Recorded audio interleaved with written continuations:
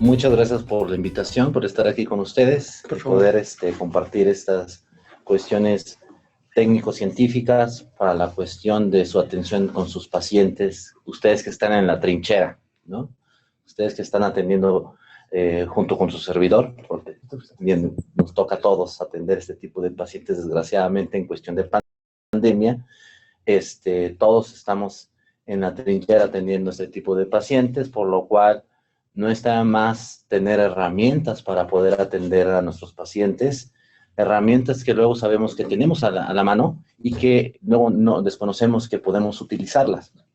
El tópico que vamos a platicar hoy es una situación un poco más especializada, pero que puede ser aplicada por diferentes especialidades. No es exclusiva de los intensivistas, que es mi especialidad, pero puede ser aplicada por cualquier otra especialidad como medicina interna, pediatría, etcétera, etcétera. ¿Sí? Es un arsenal más, una guía clínica más para poder atender a nuestros pacientes. Como ustedes ya han obtenido la información en pláticas previas de la cuestión de lo que es la enfermedad, la fisiopatología, no nos vamos a centrar en eso, vamos a ahondar en la situación por la que venimos a platicar aquí con ustedes y por supuesto con mucho gusto al final, si tienen alguna duda, alguna pregunta, estoy para servirles. Bien, nosotros hemos sabido, desgraciadamente, por la cuestión de pandemia y este nuevo virus, un virus, tanto una enfermedad emergente por este nuevo virus, ¿sí? No se trata de buscar culpables, ¿no? Luego somos muy propensos a esa cuestión, pero la enfermedad ya la tenemos aquí. Desgraciadamente a la población mexicana no está exenta de que se haya afectado terriblemente con esta enfermedad y desgraciadamente muchos hermanos nuestros pues están sufriendo y desgraciadamente han fallecido. Entonces, esta enfermedad emergente como tal es nueva, estamos aprendiendo todos como comunidad médica, como paramédica, todos juntos de la mano aprendiendo con esta enfermedad, con enfermería, con trabajo social, son dinámicas nuevas. Podemos decir que habíamos aprendido con el 2009, con la pandemia del 2009, pero esto es diferente. Sí, la verdad, esto viene a ser diferente en la cuestión del impacto y de la alta contagiosidad de este virus. ¿Sí? Tenemos que cuidarnos nosotros como premisa, como trabajadores de la salud. Antes de atender a un paciente tenemos que protegernos. ¿Sí? Sé que luego nos vence la pasión, nuestro compromiso con nuestros pacientes y luego no usamos los equipos de protección, lo cual no debe de ser así, porque entiendo el compromiso de cada uno de ustedes, pero los hace propensos a que ustedes se enfermen y después ya no tendrán la capacidad de poder seguir atendiendo a más pacientes. Ustedes se convertirían en el siguiente paciente y por lo tanto en el área en la que trabajaban van a mermar los recursos de salud y van a impactar también a la institución en la que estaban. Entonces, tengan mucho cuidado con esa situación, ¿sí? Para lo que vamos a platicar, sí tenemos que tener un contacto estrecho con su paciente. Sí, en un momento voy a pasarles un video de ultrasonido. Hace poco, el lunes, esta semana, tenemos que estar con el paciente para hacer estos estudios, entonces el contacto es muy estrecho, entonces hay que protegernos bien, no lavarnos la mano, no tocarnos la cara, etcétera, y usar nuestros equipos de protección personal como debe de ser. Tenemos estas recomendaciones en lo que atañe respecto a la pandemia y se han publicado varios artículos y guías para manejo de este tipo de pacientes. En la cuestión de la especialidad de terapia intensiva, se editan, bueno, más bien se reúnen varios expertos, ¿sí?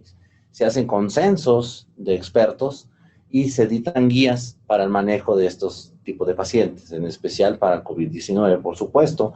En estos ejemplos les paso los últimos recientes respecto al manejo consensuado para este tipo de enfermedad.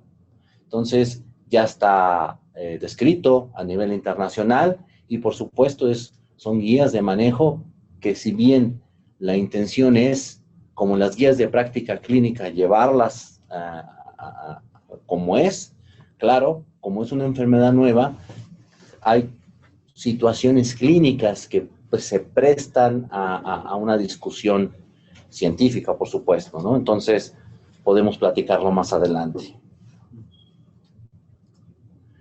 Dentro de estas guías, ¿sí? Ya dentro de las estrategias, por ejemplo, de un paciente gravemente enfermo, intubado y bajo ventilación mecánica, hay varias estrategias, ¿sí? Se ha hablado y se habla más bien de las maniobras de reclutamiento alveolar. Las maniobras de reclutamiento alveolar o pulmonar también se conocen, es dar, aparte de lo que es el trabajo de un ventilador en forma normal o con los preceptos de ventilación protectiva, ¿sí? Si tienen, yo creo que ya habrán visto estos conceptos de ventilación protectiva, hay estrategias que se añaden dentro del manejo de nuestros pacientes graves. Una de ellas son las maniobras de reclutamiento alveolar, en la cual yo le doy una determinada presión, volumen, presión, como les comentaba, en un determinado tiempo para que mi pulmón de mi paciente se abra. Esto permitiría que teóricamente abrir las zonas colapsadas de mi pulmón. Y por supuesto la intención es mejorar la oxigenación de mi paciente y de ahí por supuesto la sobrevida, ¿sí? Un órgano se estresa si yo le doy cantidades limitadas de oxígeno y puede morir si no le doy las cantidades necesarias para que por lo menos mantenga su metabolismo. Entonces estoy obligado dentro de las estrategias ventilatorias, a pesar de estos recursos, mi paciente mantiene una hipoxemia, o sea, la oxigenación en su sangre es crítica, muy baja. Entonces tengo que tener otras herramientas adicionales para favorecer ello. Y esto es las maniobras de reclutamiento alveolar. Y esto se hace con el ventilador. No voy a ahondar en eso porque seguro ya lo han visto en otras pláticas. Les paso en esta guía, que en el número 38 hablan de ella, ¿sí? Entonces, y se hace a través con el ventilador. Tal vez es la gran ventaja. No requieren un aparato adicional, ¿sí? Una máquina grandísima, una herramienta moderna adicional y que sin ella no lo puedo hacer. Afortunadamente lo puedo hacer con el mismo ventilador. ¿Sí? Dentro de estas guías vienen, vamos a aplicar maniobras de reclutamiento alveolar. ¿Sí? Están las recomendaciones, ¿sí? Tiene este grado de evidencia, pero te puede ayudar. Y ellos recomiendan, utilízalas. ¿Sí? Es mejor utilizarlas a no utilizarlas. Y dentro de este contexto, ¿sí? Parte de la herramienta de atención a nuestros pacientes tenemos la ultrasonografía pulmonar. No voy a andar ahorita porque no es la plática, pero la ultrasonografía pulmonar es una herramienta innovadora, entre comillas. El padre de la ultrasonografía no tiene mucho tiempo, que el doctor Daniel Lichtenstein la creó, por decirlo, la creó, ¿sí? La descubrió como tal, porque anteriormente se pensaba que no tenía ninguna utilidad clínica. A partir de sus estudios se empezó a estudiar muchísimo, ¿sí? Y en la actualidad es una herramienta clínica, ¿sí? No es una herramienta de diagnóstico o de gabinete, sino es una herramienta clínica que me ayuda a la atención de mi paciente a un lado de su cama. Esa es la gran ventaja de tener esta herramienta. El tener un ultrasonido, incluso de ginecología, ¿sí? Les comentaré que cuando empezamos con esto de la ultrasonografía, pues nos robábamos el ultrasonido de gineco, ¿sí? Y nos los llevábamos a la terapia. Con ese trabajábamos y al ratito nos andaban correteando los ginecólogos porque querían ultrasonido, ¿verdad? Entonces, uno se busca las herramientas, ¿no? Porque sabe que sí funcionan, sí sirven para la atención de nuestro paciente, y ya con el tiempo, pues haces la gestión y consigues y puedas tener uno en tu área. Ojalá y sea la situación de ustedes, de que sí es necesario tener esta herramienta para que nosotros podamos hacer lo que se llama el tópico, ¿no? Y que es reclutamiento alveolar guiado por ultrasonido, ¿no? Entonces necesitamos un ultrasonido, necesitamos esta herramienta tecnológica. Y como les comentaba, ya está muy descrito, a pesar de que relativamente es nuevo. En México ya tiene 10 años, un poquito más de 10 años. En México sí es relativamente nuevo, pero ya desde el 90 se ha descrito muy bien, como les comentaba, y hay mucho publicado, ¿sí? Me gusta comentarles esta diapositiva porque los médicos somos muy propensos a utilizar signos. La propedéutica sí nos ha enseñado, porque es la forma en que nosotros aprendemos, ¿no? Aprendemos muy fácil, ¿sí? Porque manejamos mucha información, manejamos muchos datos, y cuando hablamos del signo, ¿sí? El signo de la medusa, pues es más ameno de aprender, y tomas una analogía.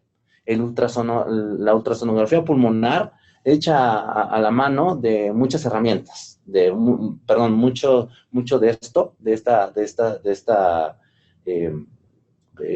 estos signos y herramientas de aprendizaje, para que principalmente sean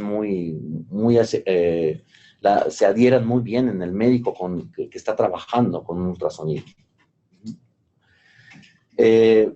Ahondando un poquito con ultrasonido, voy a ahondar un poco más respecto a esto, porque como les comentaba, es una parte nueva, ¿sí? Más aquí en México, en el abordaje clínico de nuestros pacientes.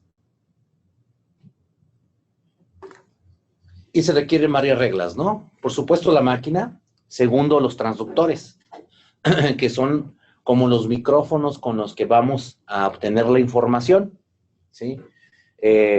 Existe una gran gama de transductores. Si ustedes ven ahí en esa foto, existe una gran gama, ¿sí?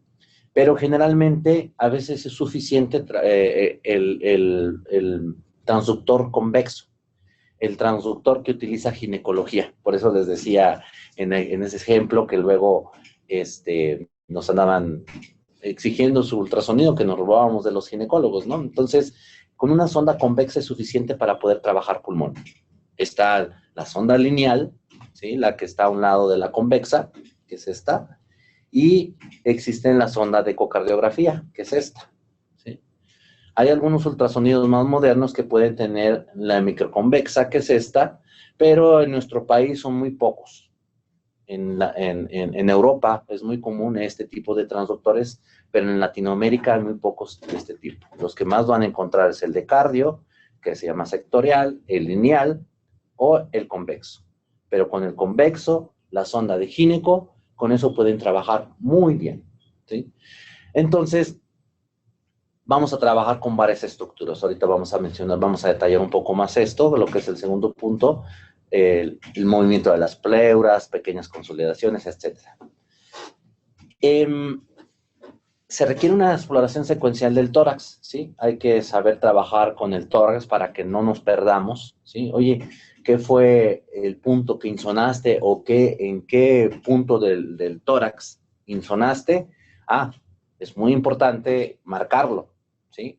A veces es difícil que no tenemos una pluma a la mano o un marcador de piel.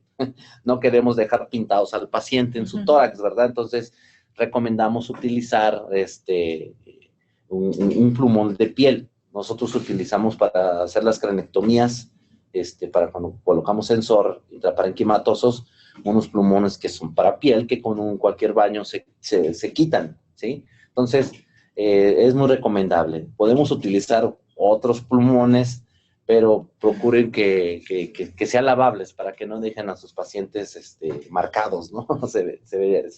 No se ven muy bien. Y más adelante voy a describir este punto.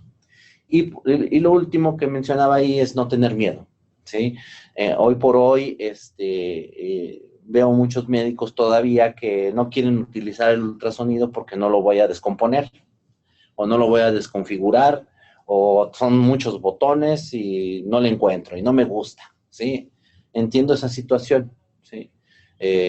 Yo creo que hoy hay muchos médicos millennials, digo, con todo respeto, que se les favorece mucho esto, pero de mi generación, por ejemplo, pues sí, fue un poco difícil porque trabajar con estas tecnologías nuevas se nos hace muy difícil, y sí, ahí estamos batallando un poco.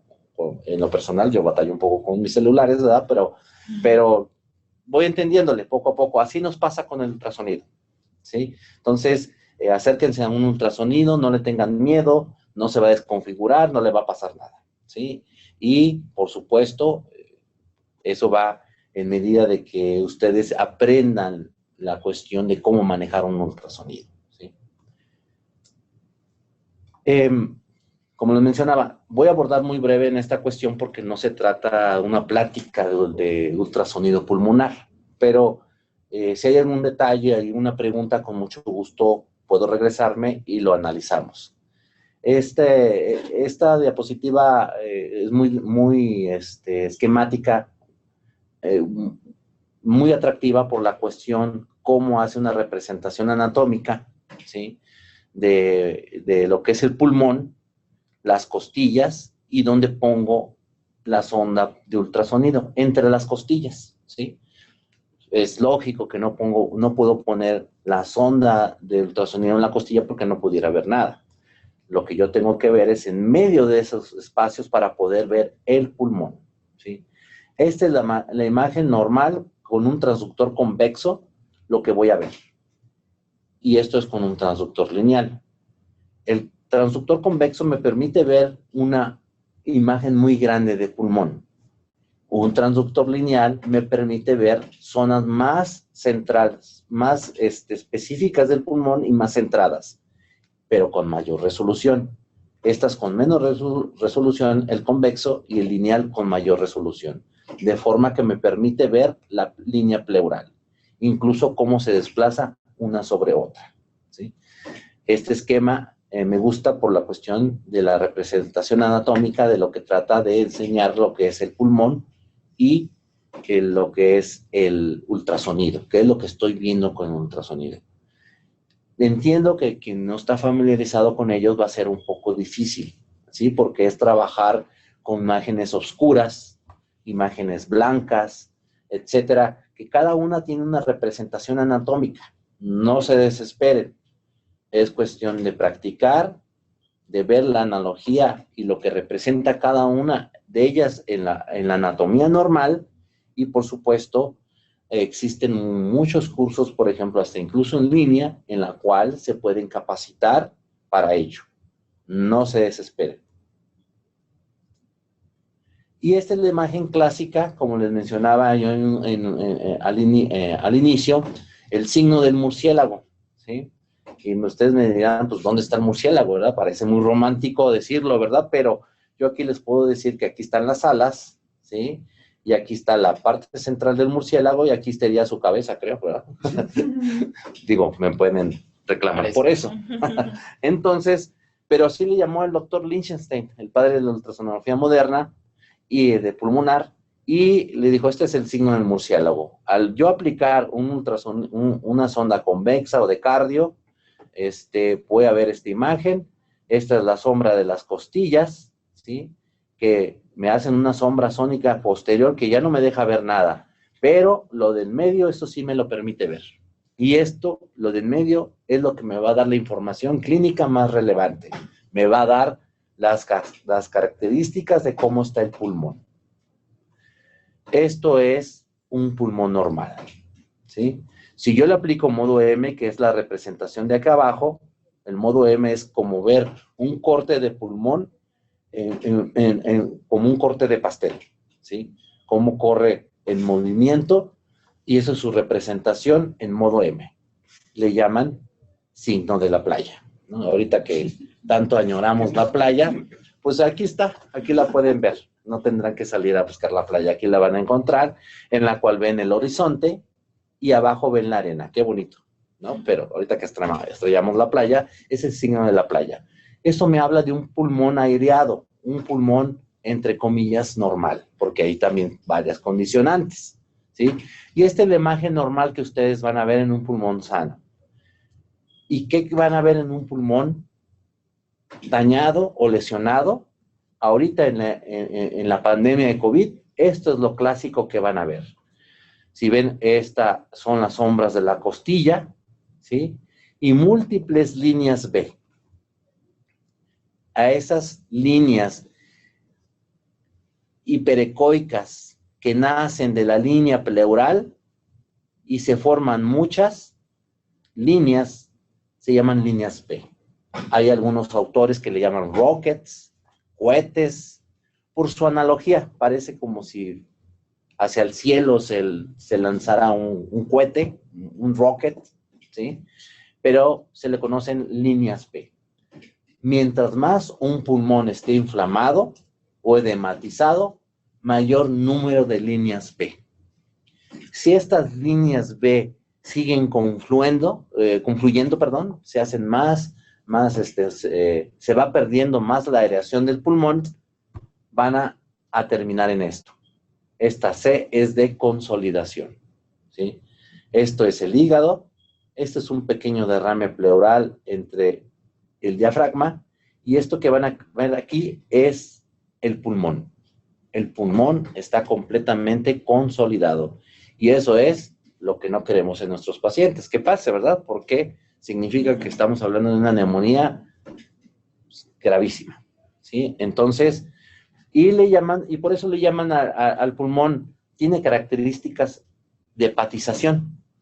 Si ven, aquí está el hígado y aquí está el pulmón. Por eso, porque se parecen mucho, se parece al hígado, ¿no? Entonces, pero al final de cuentas estamos hablando de una magnitud de la enfermedad muy, muy importante, porque el pulmón se ha consolidado, ha perdido su aireación normal y se ha consolidado por completo. Y esto sucede en esta época de pandemia por una neumonía.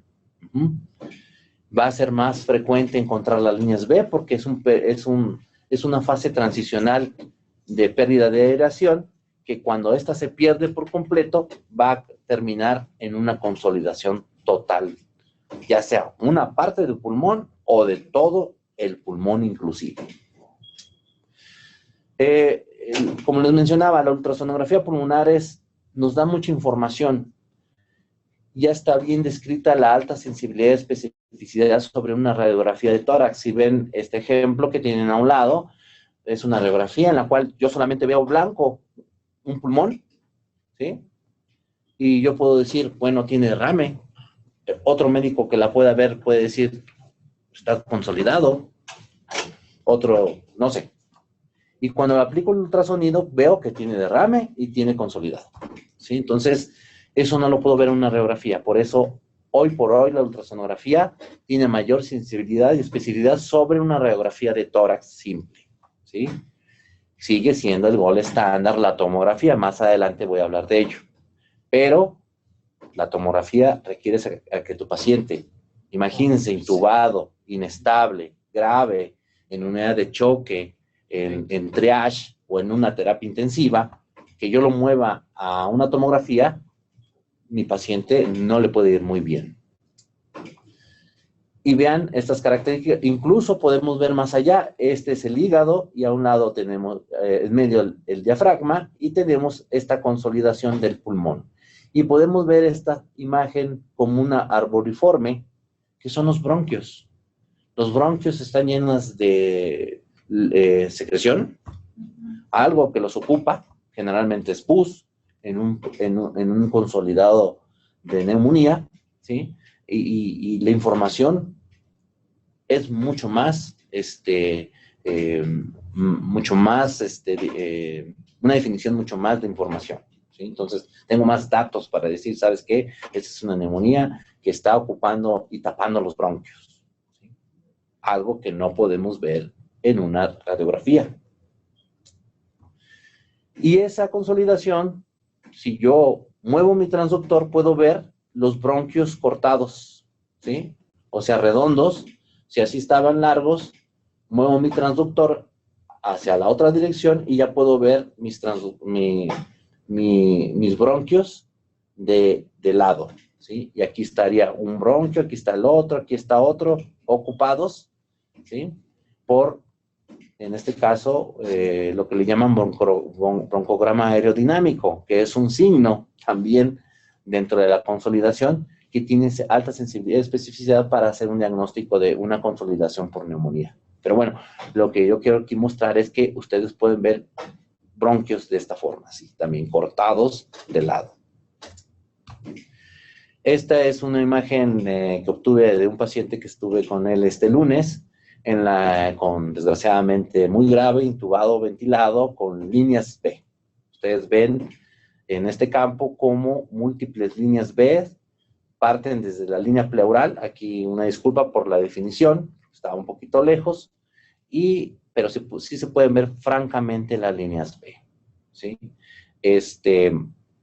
Cómo discurren desde arriba y cortan todo el campo pulmonar, o sea, hasta abajo de mi campo de la pantalla, perdón, del ultrasonido. Eso es representativo de las líneas B. Y son tantas que casi mi pulmón se ve blanco. Ahorita, por cuestiones técnicas, vamos a pasar un video, ¿sí? Me van a ayudar aquí.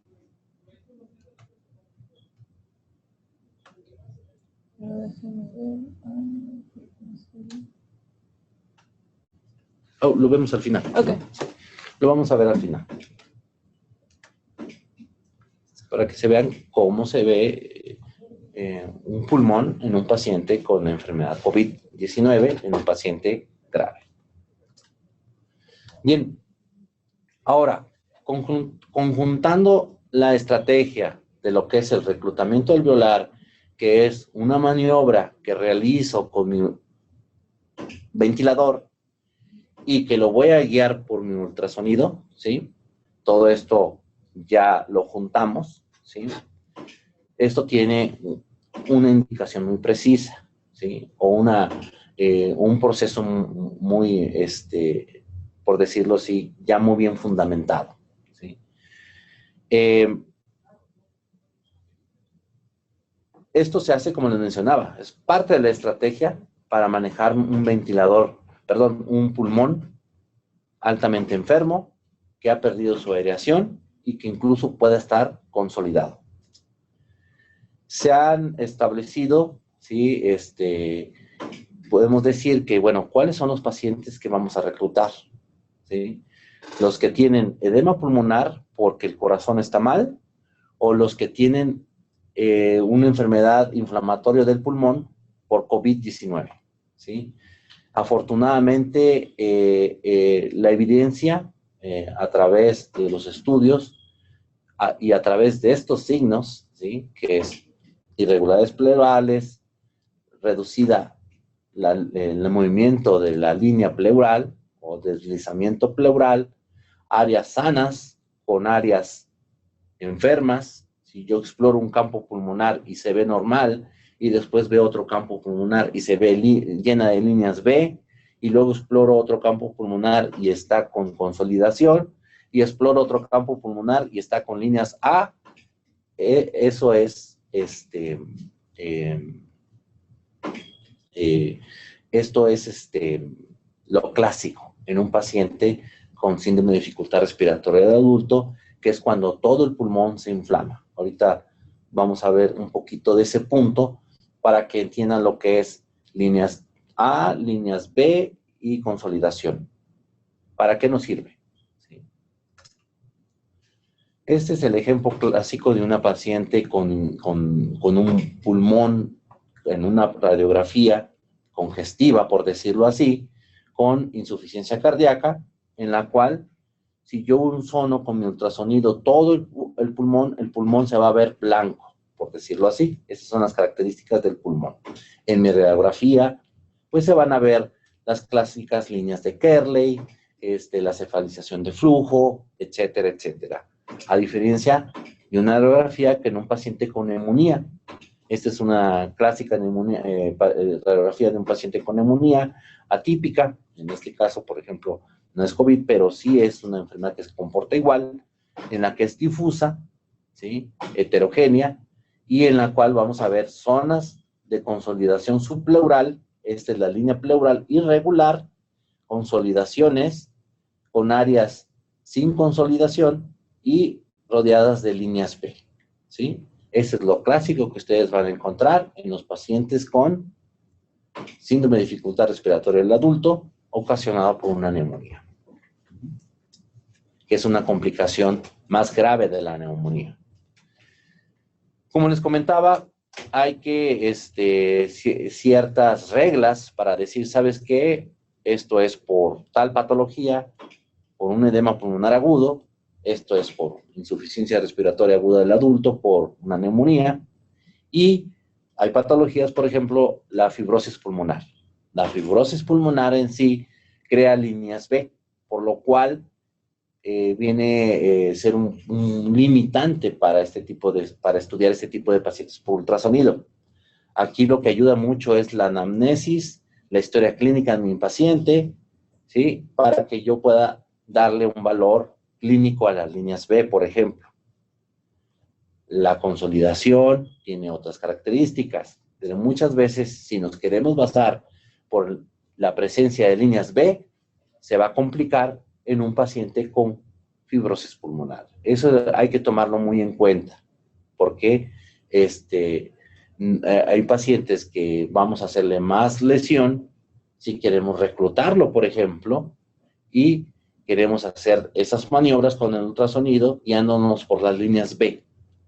Cuando ese pulmón, ya ese paciente los tenía desde hace años. Entonces, hay que tener cuidado con esos detalles. Lo mencionaba, la tomografía axial computarizada es el gold estándar para evaluar la aireación pulmonar, ¿sí?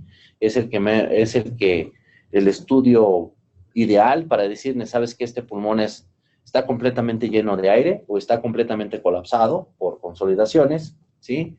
Y nos permite evaluar, por supuesto, cuando hacemos maniobras de reclutamiento alveolar, ¿sí? Y, por supuesto, generalmente no nos basamos en una tomografía para decir, ¿sabes qué? Respondió al reclutamiento. Es muy difícil por las condiciones, como les comentaba, de nuestro paciente que está grave, está intubado, no se puede movilizar, ¿sí? Entonces, el reclutamiento alveolar los basamos por constantes fisiológicas. Desde hace muchos años atrás, cuando nosotros aplicamos maniobras de reclutamiento alveolar en algunos contextos, en algunas áreas de trabajo, no tenemos herramientas, por ejemplo, de un ultrasonido, y nos guiamos por constantes fisiológicas. La saturación, le tomamos una gasometría, valoramos la presión parcial de oxígeno, el CO2, etcétera, etcétera. Pero desconocemos, por supuesto, como les decía, al menos que se pueda tomar un ataque en ese momento, que es difícil, desconocemos si ese pulmón se reaerió. Ese es el objetivo del reclutamiento alveolar, es reaerear el pulmón para que se abra las zonas colapsadas y la oxigenación mejore, se favorezca y el paciente salga adelante, ¿sí? Entonces, como es una maniobra que no podemos establecer, sí puede ser, es potencialmente lesiva, ¿sí? Viene bien descritos en las guías que si no tenemos cuidado, unas maniobras de reclutamiento alveolar pueden incluso favorecer la muerte de un paciente si no las controlamos, ¿sí? Nuestro paciente tiene que tener ciertas características, tiene que estar hemodinámicamente estable o por lo menos con aminas para que pueda tolerar un reclutamiento alveolar, ¿sí? Tiene que estar relajado, tiene que estar sedado, etcétera, porque es una maniobra agresiva a su pulmón. Entonces, hay ciertas reglas para reclutar a nuestros pacientes, pero no vamos a tocar eso porque sería tópico de otra plática, ¿sí? Entonces, al final de cuentas, las maniobras de reclutamiento alveolar, o pulmonar, si son una herramienta más para ayudar a mi paciente, también pueden ser lesivas para mi paciente, porque tienen que cumplir ciertas reglas. Entonces, hay que tener cuidado con ello también. En esta diapositiva, si ven, vean que, por ejemplo, cuando yo aplico el ultrasonido, aquí está la línea pleural, por supuesto, En un pulmón negro podemos decir que tiene una aireación al 100%, es un pulmón normal, pero en medida que va perdiendo la aireación, se va volviendo más blanco, o sea, más líneas B. Si ven aquí, tienen líneas, eso se llaman líneas B. Aquí hay líneas A. Esto se llama un patrón A. Esto se llama patrón B. Estamos hablando de una zona insonada, ¿sí? Para que no confundan, porque luego dicen, es que tiene un patrón AB. Estamos ya hablando de los hemitórax, ¿no? Porque un hemitórax puede tener patrón A y el otro hemitórax puede tener patrón B. Eso, cuando consulten la literatura, tengan cuidado de lo que están hablando. Lo más ideal es que hablen de este patrón por cada campo insonado, ¿sí?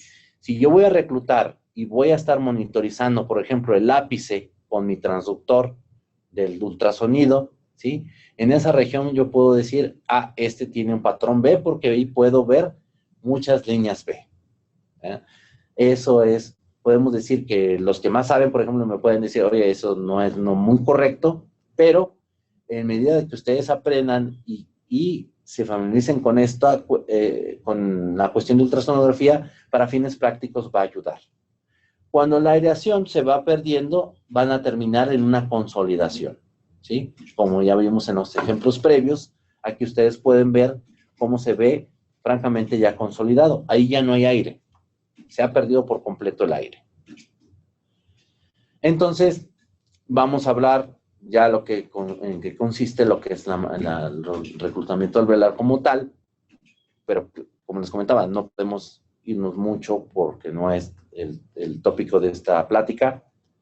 La más común, la maniobra de reclutamiento alveolar, la más común y que se sigue utilizando hasta la fecha, es la maniobra de Amato, porque así se llama su autor que la creó, ¿sí? Y es la que se sigue utilizando, como les comentaba, y se utiliza en los contextos de hipoxemia refractaria, ¿sí? Como les comentaba, primero manejas a un paciente bajo ventilación mecánica, con preceptos de ventilación protectiva, no se estabiliza, sigue hipoxémico tu paciente, nuestro paciente, entonces decidimos reclutar, ¿sí? Como les mencionaba anteriormente, es un precepto adicional a los preceptos de ventilación protectiva y se deben observar ciertas reglas.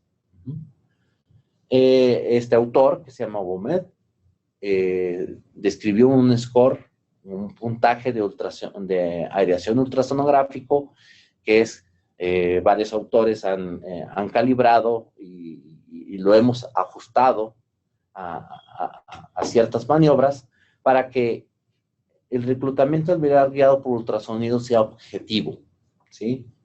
No, muchas cuestiones de ultrasonografía se manejan en forma cualitativa. Por eso es muy simple y muy ameno el ultrasonido. Pero mientras más sea objetivo, más preciso es. Esa es la intención de aplicar SCORE, por ejemplo, en este proceso, para que sea lo más objetivo posible, ¿sí? Entonces, este autor creó este score de aireación, lo cual nos permite que cualquiera médico, utilizando este score, más con la información previa que les comentaba, nosotros vayamos viendo los cambios realizados antes y después de una maniobra de reclutamiento alveolar. Esto nos permitirá, incluso el score nos permitirá saber cuánto se gana de aire o se pierde inclusive. Es posible estimar una pérdida de aire y me pueden ustedes decir, ¿cómo se puede perder aire en un pulmón si yo no veo que se fugue, ¿no? Aunque no lo crean, cuando nosotros metemos una presión muy alta en el pulmón, se habrán visto pacientes con neumotórax. Esa es la manifestación más grande. Se colectan grandes cantidades de aire en la cavidad pleural, pero también ese aire se puede ir por los bronquios, alrededor de los bronquios, alrededor de los intersticios, ¿sí? El aire discurre todas esas áreas y ¿qué creen? Pues va a empeorar a mi paciente y por eso estas maniobras pueden matar a mi paciente, ¿sí? Entonces, por eso esta medida de reclutamiento alveolar guiado por ultrasonido, el objetivo también, aparte de evaluar que mi paciente objetivamente está ganando aire, también me permite evaluar que lo esté perdiendo y por lo tanto que esa maniobra de reclutamiento alveolar va a ser lesiva y que va a contribuir a que mi paciente se complique más, ¿sí? Entonces me va a decir, ¿sabes qué? Ya no continúes utilizando estas maniobras porque mi paciente va a complicarse más o por lo menos va a presentar un neumotórax, porque ese aire que está en los tejidos en algún momento va a seguir discurriendo, va a seguir diseccionando las capas y va a causar un neumomediastino, un tamponamiento por un neumomediastino,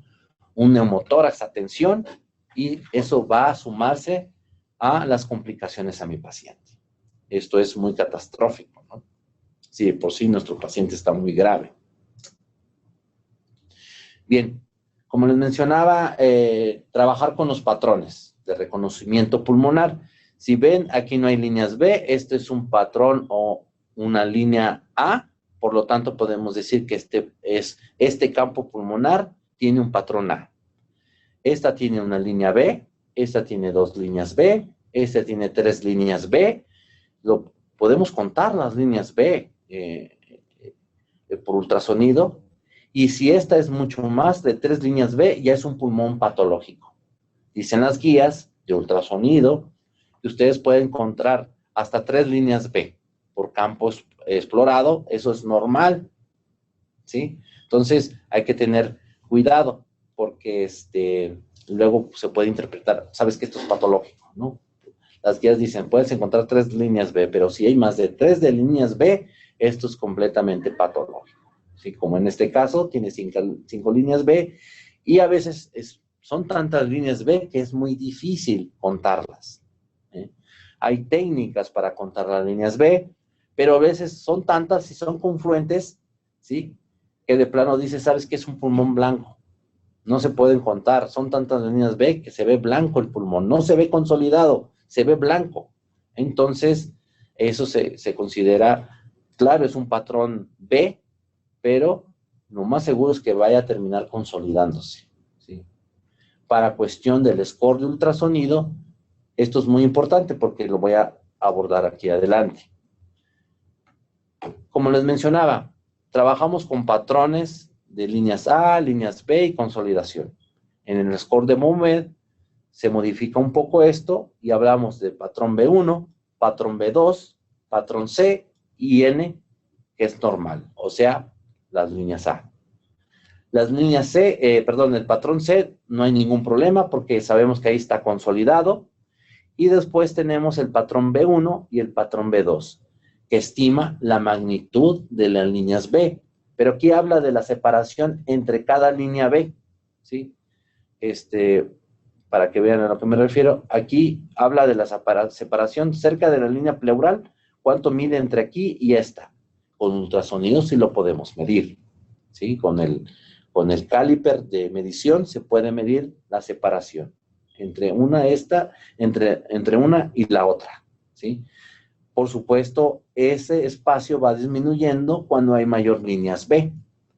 Por eso dice aquí, B1, cuando las líneas B tienen mayor espacio de separación, 7 milímetros, o cuando es menos de esto, ¿sí? Las líneas B son coalescentes, ¿sí? Son más juntas y generalmente, por supuesto, son menos de 7 milímetros, ¿sí? De 7 a 3 milímetros. Bueno, pero al final de cuentas, este es el score de aireación ultrasonográfica en la que utilizamos para evaluar la aireación del reclutamiento alveolar. Por cada punto que voy a explorar, por cada campo que voy a explorar, ¿sí? Si yo ya hice una maniobra de reclutamiento alveolar antes, yo lo insoné con el ultrasonido y tenía un patrón C. Lo recluto con el ventilador. Después le pongo el transductor para evaluar ese campo insonado. Por eso les decía que era importante tener un plumón para marcar el área donde, plumón de piel, para marcar el área donde yo insoné y no perderme, ¿sí? Y yo veo que, ¿sabes qué? Ahí había consolidado, recluté y cambió a normal, a líneas A. Entonces le doy un puntaje, ¿sí? Entonces estoy haciendo objetivo con mi intervención. Así quiero ser un poquito más explícito lo que es este score. Parece ser un poco complejo, pero a final de cuentas, cuando ustedes trabajen, los que ojalá puedan trabajar, porque sabemos las limitantes que ya mencionamos en un principio, y lo puedan seguir aplicando, les va a ser muy, muy amigable trabajar con este score de aireación. La suma de los puntos de las 12 áreas estudiadas, porque son 12 áreas del tórax que estudiamos, ¿sí? Nosotros podemos, en base al puntaje estimado final, podemos estimar cuánto ganó de aire y cuánto perdió, ¿sí? Para 8 puntos o más, podemos estimar que puede haber ganado más de 400 mililitros. Si fue de 0 a menos 10, etcétera, etcétera, la pérdida de aire es también muy importante, hasta de más de medio litro. Por lo tanto, eso es muy importante. Ese aire, ¿a dónde se va? Se va a ir al espacio pleural, se va a ir hacia el mismo bronquio, a peribronquial, al espacio intersticial. Va a seguir dañando más ese pulmón. Por eso es muy importante evaluar si mi paciente responde o mi paciente, al contrario, pierde aire y le es lesivo. En ese caso podemos decir que puedan ser no respondedores a la maniobra de reclutamiento alveolar. Bien, ya se han hecho estudios que la correlación tomográfica, la ultrasonográfica, es altamente significativa, con una P de 0.001, como viene en esta diapositiva. Eso quiere decir que lo que yo veo en esta tomografía es exactamente igual, pero inclusive hasta mejor, porque por ultrasonido yo puedo ver que se mueve. Por tomografía no puedo ver que esto es que se mueva, porque son estáticas, ¿sí? Por ultrasonido es dinámico, puedo ver incluso que se mueva. Esta consolidación que se ve aquí en la tomografía, la veo igual en ultrasonido. Esta pequeña consolidación subpleural por ultrasonido, la confirmo en tomografía. O viceversa, si yo veo esta consolidación subpleural o profunda, más profunda, en la tomografía, la puedo ver en el ultrasonido, ¿sí? La correlación es altamente significativa, a eso se refiere.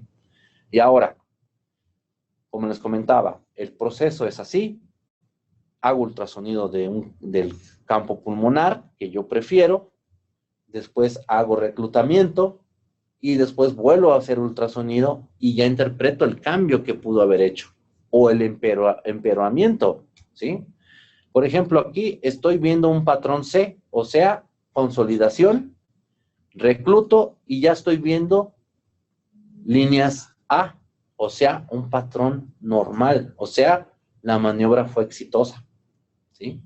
Aquí, consolidado, líneas B, o sea, no mejoró. ¿Qué quisiéramos que se fuera con el primer ejemplo de que cambió dramáticamente? Pero no, hay pacientes que cambiaron a la patrón B2, o sea, ya es un pulmón blanco, pero es una ganancia porque de consolidado por completo, ¿sí? Cambió. Sí hubo una reaeración, no suficiente, pero sí hubo. Aquí también, eso es un patrón B2 y cambió a un patrón B1, porque aquí hay líneas B. Un patrón B2 a patrón B1, ¿sí? Eso es lo que quisiéramos con nuestro paciente, ¿verdad? Pero puede suceder lo contrario. Puede haber incluso también áreas que yo ya he visto que están con patrón A, lo recluto y después ya están con patrón C, aunque pudiera decir, oye, ¿eso me causó el ultrasonido? Sí pudiera hacerlo, ¿sí? Igual, un patrón B1 y que empeore a patrón B2. Entonces, esa es la gran ventaja que nos permite ver el ultrasonido, con una maniobra de reclutamiento alveolar que generalmente hacemos a ciegas y que solamente valoramos con constantes fisiológicas, con la saturación, con la PO2, con el CO2, etcétera. También es muy importante valorar los campos insonados.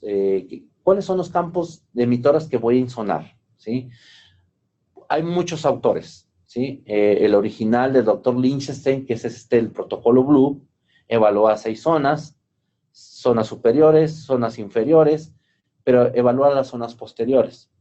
Hemos visto a través de las recomendaciones de otros autores que las zonas posteriores son las que menos cambian, porque dependen de la gravedad, es donde las zonas está el paciente acostado. Por lo tanto, todo por gravedad, los líquidos, los derrames, la pus inclusive, puede discurrir a las zonas posteriores, por lo tanto, son poco reclutables. ¿Sí? Esas es las consideraciones que tenemos que tomar en cuenta si nos puede ayudar para evaluar reclutamiento. Otras, por ejemplo, la doctora Colmenero diseñó 4 zonas. Bueno, tal vez la gran ventaja de esto es que es más, los campos son más menores, entonces mi insonación es más rápida. Hay otras más completas o más complejas, como la del doctor Jambrick, que evalúa 28 zonas. O sea, muy acucioso el doctor, muy precisa, pero requieres mucho tiempo. ¿Sí? Entonces, a lo mejor vas a terminar de valorar todas las zonas en 1 hora, ¿no? Entonces, y 2 veces por cada reclutamiento es un poco difícil. Y, por supuesto, haciendo ajustes a estas maniobras, a estas recomendaciones, nosotros decidimos, por ejemplo, en este caso de este paciente, es con un pulmón, insisto, un pulmón de piel, ¿sí? Dividir las 6 zonas que recomendaba el doctor Daniel Lichtenstein, ya no las posteriores, pero sí lateral, anterolateral y anterior, ¿sí?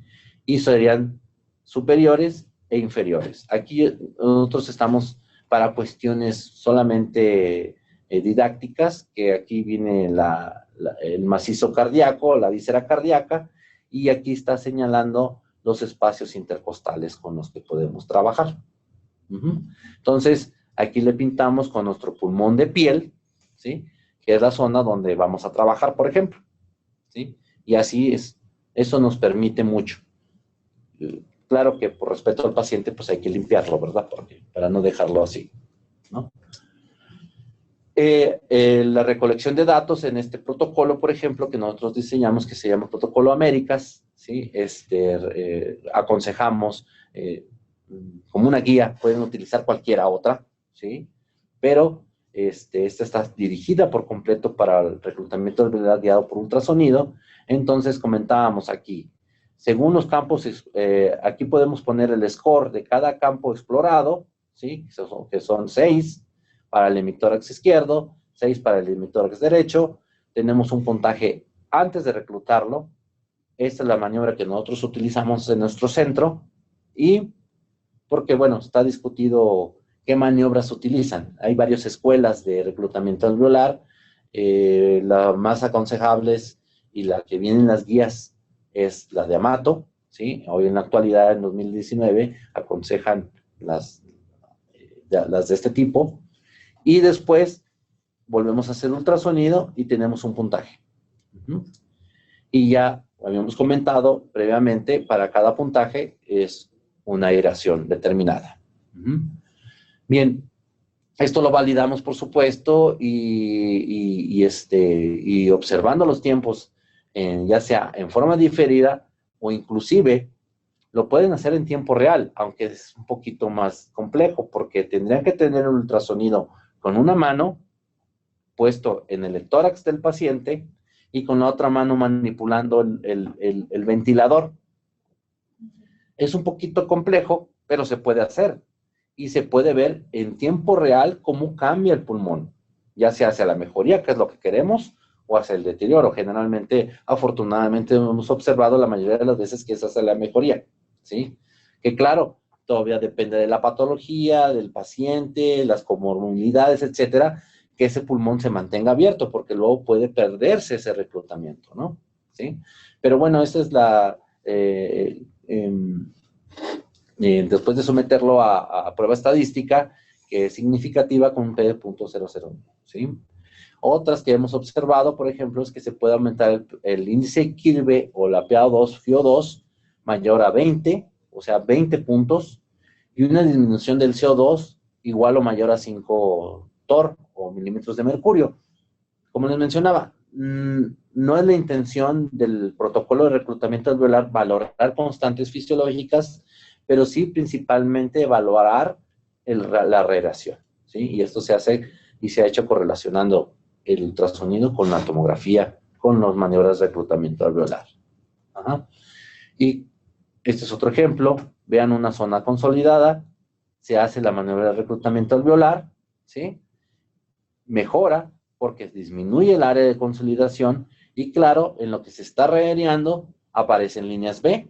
Eso significa, podemos decir, oye, no tenía líneas B, pero la consolidación empezó a disminuir. Es porque el área se está reareando. Todavía le falta, por supuesto. Y hacemos una segunda maniobra de reclutamiento alveolar y vean que la consolidación es muy pequeña ya y las líneas B aumentaron, por supuesto, pero porque ya hay reareación.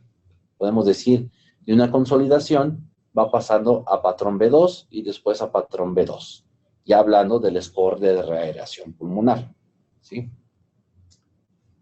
Aquí hay otro ejemplo, una consolidación con 2 maniobras de reclutamiento sucesiva, cómo va disminuyendo la consolidación con el reclutamiento.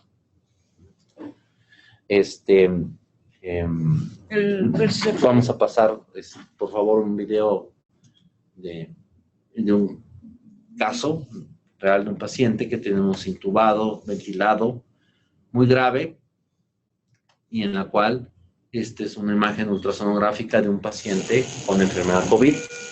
Esta imagen, ahorita a nivel mundial, hay muy pocas, ¿no? Porque hay pocas áreas que se usa el ultrasonido, ¿sí? Sí. No sé si se puede poner. Repetición. Para que ustedes vean cómo las líneas B son las que prevalecen en un paciente con COVID, ¿sí? Así como estamos haciendo, en cierta forma, la tomografía ayuda a una confirmación diagnóstica, la radiografía de tórax nos orienta a sospechar en un paciente de COVID, ¿sí? La ultrasonografía viene no solamente pulmonar, no solamente nos viene a confirmar la enfermedad, ¿sí? Sino también nos permite hacer una guía de manejo en los casos que está indicado utilizar reclutamiento alveolar. Con esto quiero terminar la charla. No sé, vamos a pasar a una ronda de preguntas. Con mucho gusto estoy para servir.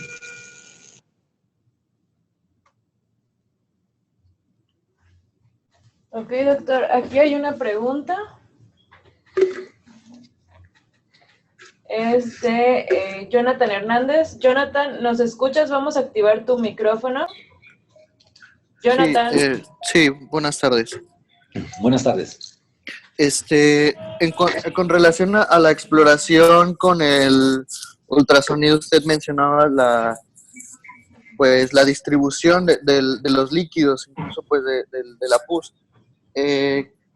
¿Qué mejoría hay entre mejorar a un paciente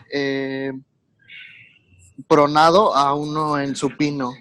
En este caso en los pacientes con COVID. Ajá. Bien, miren, dentro de las estrategias que ustedes habrán visto, dentro de las estrategias del manejo ventilatorio, después de lo que viene, los preceptos de ventilación protectiva, vienen, y si el paciente no mejora, viene la indicación de pronar, ¿sí? Okay. Y en efecto, con esa cuestión teórica de que cuando pronas a tu paciente, estás cambiando las áreas de gravedad, ahora permitiendo que las áreas atelectasiadas posteriores cambien hacia arriba y permitan que todo el líquido, el drenaje linfático, los derrames, etcétera, etcétera, cambien a las zonas ahora que ya son posteriores, ¿sí? Y las áreas que habían estado consolidadas se favorezcan por gravedad, ¿sí? Esas son la intención de que un paciente intentarlo mejorar y que sí mejoran, por supuesto que sí, pero no todos, afortunadamente, desgraciadamente, pero sí la mayoría, les ayuda mucho a pronarlos, ¿no? Entonces, como les comentaba, por eso las zonas posteriores no las medimos por ultrasonido para fines de reclutamiento, ¿sí? Pero ustedes en su práctica diaria sí pueden monitorear esas zonas consolidadas posteriores que en sus pacientes no están pronados, por ejemplo, y quieren evaluar una respuesta antibiótica. De hecho, el doctor Bomed, sus primeros estudios de eso se trató. Muchas áreas él evaluaba, en especial, las posteriores también, ir midiendo esas áreas consolidadas y en respuesta al tratamiento antibiótico con los días, ¿sí? Y evaluaba cómo iban disminuyendo y cómo iba ganando la aireación. Entonces, pero ese fue, sus estudios iniciales.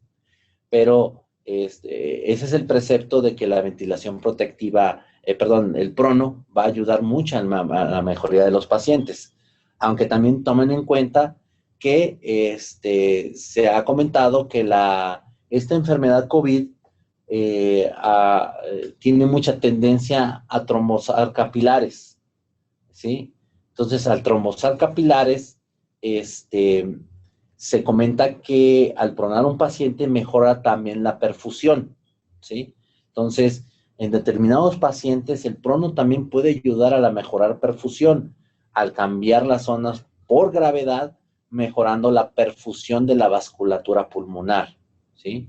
Eso no está ahorita completamente confirmado en un paciente in vivo, pero las autopsias, hay un estudio muy grande de autopsias reportadas en China, en la cual reportan múltiples trombos dentro de los capilares pulmonares y dilatados. O sea, la enfermedad es muy protrombótica, ¿sí? Entonces, sí, las autopsias han confirmado tal cuestión. No sé si haya ayudado un poco a la pregunta, a resolverla. Gracias. Por nada. Aquí también el doctor Alberto de Lara alzó la mano.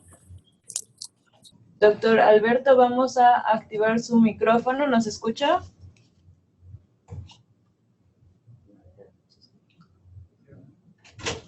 Bueno.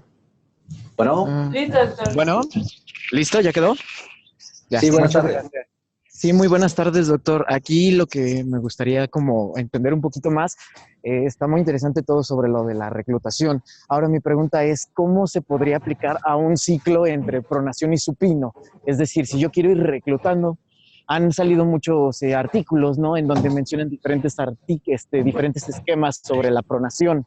Entonces, si tendríamos, por ejemplo, para población mexicana o algo por el estilo, un establecido de qué tiempo, qué duración mantener al paciente en pronación y durante este tiempo realizarle la activación alveolar, bueno, la reclutación alveolar. Esa sería mi pregunta. Claro, doctor. Bien, miren, las guías mencionan un tiempo de reclutamiento alveolar aproximadamente de 12 a 16 horas, ¿sí? Pero también se ha utilizado por uno continuo hasta 72 horas, ¿sí? Entonces, depende de la serie que usted lo tome en referencia. Si hay mucho tiempo para que usted, a su paciente, usted pueda hacer reclutamiento alveolar guiado por ultrasonido. Usted va a dejar a su paciente 16 horas, que es el común estándar, ¿sí? Entonces, voltea a su paciente, lo prona, ¿sí? Nosotros consideramos en lo que la gravedad, los líquidos fluyen y cambian de posición, generalmente pueden tardar entre 6 y 8 horas. Es en el momento en que usted puede ya hacer un ultrasonido pulmonar, ahora del tórax posterior, ¿sí? Tal vez ahí se complique por las referencias anatómicas, ¿verdad? Pero más o menos sabemos que tenemos que medir laterales, anterolateral y anterior, ¿no? Del tórax posterior, ¿sí? para no medir las zonas posteriores, como les comentaba, que son las zonas dependientes de gravedad. Entonces, ya tengo mi referente con mi ultrasonido pulmonar, ¿sí? Sigo con mi estrategia ventilatoria, etcétera, y considero, ¿sabes qué? Voy a reclutar. Entonces, ya he hecho el score a las 8 horas de hacer mi insonación con ultrasonido pulmonar, y hago mi score, recluto, hago la maniobra de reclutamiento alveolar guiado por ultrasonido. Ya, como le comentaba, lo puede hacer en tiempo real incluso, aunque es difícil porque solamente va a poder insonar una sola zona, ¿sí? Pero lo puede hacer. O hace la maniobra y después vuelva a insonar las áreas que usted ya seleccionó y que sugiero que señale con un marcador para que no pierda esas zonas que insonó, y vuelve a hacer otro score, y ahí usted vuelve a hacer el proceso de conteo y estimar en base al puntaje cuánto ganó de aire o perdió. Entonces, se puede hacer en un paciente pronado, sin problemas. Solamente dele tiempo a que las zonas de gravedad cambien y el drenaje linfático, los edemas, los derrames pleurales, por ejemplo, terminen de acomodarse ahora en las zonas que cambiaron. No sé si haya contestado su pregunta. No, excelente. Le dio justamente al punto, doctor. Muchísimas gracias. Esa era mi duda. A usted, doctor. Y Germán Garzón Barrientos también tiene una pregunta vía la plataforma. Germán, vamos a activar su micrófono. ¿No? Listo, ¿ya lo escuchamos? Germán. Hola, Germán, ¿nos escucha? Sí, buenas tardes. Listo, ya lo escuchamos. ¿Puede hacer su pregunta, por favor? ¿Qué características hay en las radiografías que en la tomografía en niños, si es igual que en los adultos? En paciente pediátrico creo que es la pregunta. En paciente pediátrico, mire, doctor, de ahí yo sí me limitaría mucho estoy muy limitado en contestarle sus preguntas porque no soy pediatra, no veo pacientes pediátricos, solamente veo adultos. Yo me vería muy limitado, considero no poderle contestar esa pregunta, ¿sí? Porque lo hemos hecho solamente en adultos. Una disculpa. No, doctor, claro que sí. Y de hecho, los días martes, porque veo que hay varios compañeros de pediatría en la plataforma, estamos tratando de dedicar ese día también a temas relacionados con pediatras. Como bien saben, pues aquí estamos trayendo expertos de alto nivel con un grado de especialidad que ahora sí, pues no se extiende hacia otras áreas, y los días que que vienen los pediatras, ese día pueden hacer las preguntas que gustan con el tema. Es buena pregunta, si gusta guárdela, y el día martes esté pendiente del link para entrar a la clase, por favor. Muchas gracias. Aquí hay una pregunta en línea, doctor. Rocío Romero López pregunta, ¿usted considera factible el seguimiento con ultrasonido a un paciente que ya esté egresado de hospitalización previamente con diagnóstico de COVID? Sí puede hacerse, ¿sí? Se puede hacer un seguimiento por ultrasonido, simplemente, por ejemplo, para evaluar complicaciones posteriores como un neumotórax espontáneo. Generalmente este tipo de patología, y lo vimos más en la pandemia de 2009, no deja secuelas, ¿sí?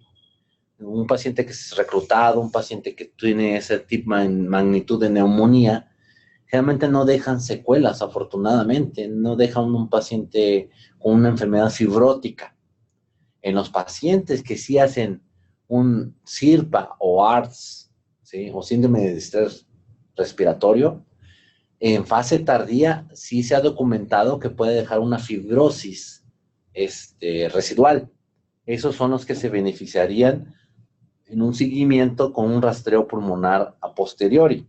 Es una sí es una herramienta que sí le ayudaría mucho a vigilar a sus pacientes. Sí, sí la recomiendo. Excelente, doctor. Muchas gracias. Aquí también hay otra pregunta de Carlos López, más o menos en cuestión de su experiencia, cómo le están haciendo con los pacientes que están haciendo la revisión, por la cuestión de estar expuestos en el área crítica con los aerosoles, etcétera. ¿Cada cuánto más o menos están haciendo ustedes el rastreo con el ultrasonido? Ajá. Por lo menos lo hacemos una vez al día, ¿sí?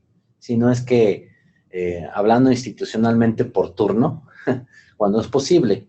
Y sí es cierto, tienen toda la razón. El trabajar con los equipos de protección es bien difícil. A veces no ves nada porque ya se te empañaron los gogles. A veces si tienes capucha o el gorro, no puedes ponerte el estetoscopio. Claro. Además es un fomite que no se recomienda tener una herramienta clínica que no se recomienda porque es un fomite. Entonces el estetoscopio en un paciente, a veces es necesario usarla. Se tiene que mantener un estetoscopio en su área, es exclusivo para su paciente y sanitizarlo cada vez que se use, pero es un poquito difícil. Y el ultrasonido favorece mucho eso. Primero, que no te acerques tanto al paciente. Con un estetoscopio, por más largo que esté, te tienes que acercar mucho, ¿sí? El estetoscopio permite más no estar tan cerca de tu paciente, ¿sí? Y la misma información que te puede dar un estetoscopio, relativamente te la da el ultrasonido. Por ahí había unos autores que dicen que el ultrasonido pulmonar es el estetoscopio del mañana. Tal vez suene un poco exagerado, ¿sí? Pero puede ser, porque sí nos da mucha información el ultrasonido pulmonar, muy similar al estetoscopio. Entonces, sí es una herramienta que incluso la pueden utilizar cada vez que sea necesario, cada 5 minutos, cada 10 minutos, si así lo demanda el paciente. ¿Sabes qué? Necesito auscultarlo, necesito esto. Claro que tiene sus limitantes. Con un ultrasonido no podemos evaluar un broncoespasmo, ¿sí? Sibilancias, no se puede, pero otros procesos sí. Entonces, hay que saber para qué lo queremos y tenemos esa ventaja de que nos evita estar muy cerca del paciente. Entonces, si es una herramienta que pudiera sustituir el estetoscopio, pudiera ser que sí, pero no lo elimina porque tiene sus limitantes. Entonces, tiene sus bemoles, pero sí se puede contemplar su uso rutinario. Ok, doctor, muchísimas gracias por su respuesta. También Daniel pregunta que si una vez que se hace la maniobra de reclutamiento alveolar, ¿el PIP se sigue titulando con el ultrasonido o con algún otro parámetro? Ahí sí ya depende de las herramientas que ustedes estén utilizando, ¿sí? Hay algunos que se van por punto de inflexión, que han utilizado un método de, no sé, de hiperjeringa y que hayan estimado la distensibilidad y el PIP óptimo, etcétera, ¿sí? Generalmente, pues para lo que es la maniobra de reclutamiento alveolar y dependiendo de la técnica que ustedes estén monitorizando el PIP, generalmente después de una maniobra de reclutamiento, ¿sí? No que sea con ultrasonido o sin ultrasonido, y que no tenemos otra herramienta, generalmente si tenía 8 de PIP, hizo una maniobra de reclutamiento alveolar, generalmente lo dejo en 10, ¿sí? Dejo 2 centímetros de PIP por arriba del PIP que tenía antes de hacer el reclutamiento alveolar. Esto es con la intención de que esas áreas que recluté con la maniobra no se pierdan, ¿sí? Ese es a grosso modo, pero yo entiendo que existen varias técnicas y es la que ustedes estén utilizando, pero ya es en sí, per se, de la maniobra de reclutamiento alveolar, si ustedes recuerdan, y eso es independientemente de la técnica con ultrasonido, ¿sí? Por ahí dicen, ¿saben qué? Por ultrasonido puedes cuantificar PIP. No se puede, ¿sí? Solamente es estimado. Acuérdense que es en base a evaluar los patrones pulmonares, el patrón B1, B2, y que el incremento del PIP hasta que se vayan abriendo y cambiando el patrón de las líneas B, eso es son intenciones no muy precisas. Se puede intentar, pero como tenemos la estrategia de reclutamiento alveolar, la intención es hacerla más segura, ¿sí?